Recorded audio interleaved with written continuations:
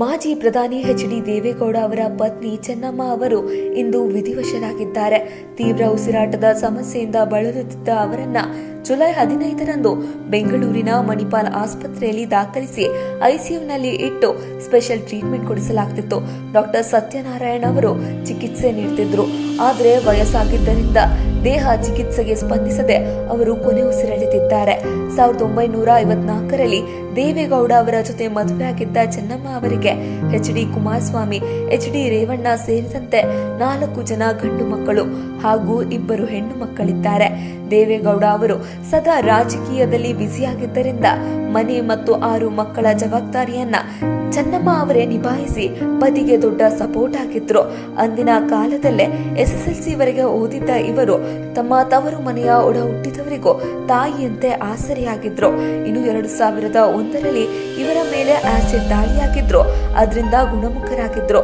JDS ಕುಟುಂಬದ ದೊಡ್ಡ ಆಧಾರ ಸ್ತಂಭವಾಗಿದ್ದ ಚೆನ್ನಮ್ಮ ಇಂದು ನಮ್ಮನ್ನ ಅಗಲಿದ್ದಾರೆ. ಮಾಜಿ ಪ್ರಧಾನಿ ಎಚ್.ಡಿ. ದೇವೇಗೌಡ ಅವರ ಪತ್ನಿ ಚೆನ್ನಮ್ಮ ಅವರು ಇಂದು ವಿಧಿವಶರಾಗಿದ್ದಾರೆ.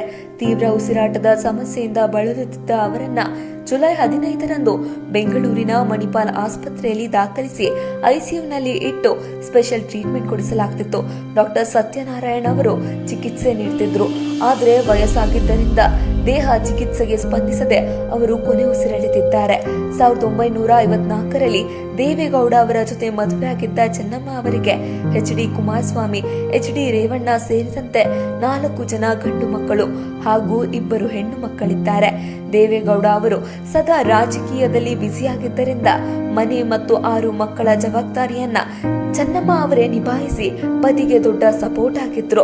ಅಂದಿನ ಕಾಲದಲ್ಲೇ SSLC ವರೆಗೆ ಓದಿದ್ದ ಇವರು ತಮ್ಮ ತವರು ಮನೆಯ ಒಡ ಹುಟ್ಟಿದವರಿಗೂ ತಾಯಿಯಂತೆ ಆಸರೆಯಾಗಿದ್ರು. ಇನ್ನು 2001ರಲ್ಲಿ ಇವರ ಮೇಲೆ ಆಸಿಡ್ ದಾಳಿಯಾಗಿದ್ರು. ಅದರಿಂದ ಗುಣಮುಖರಾಗಿದ್ರು. JDS ಕುಟುಂಬದ ದೊಡ್ಡ ಆಧಾರ ಸ್ತಂಭವಾಗಿದ್ದ ಚೆನ್ನಮ್ಮ ಇಂದು ನಮ್ಮನ್ನ ಅಗಲಿದ್ದಾರೆ.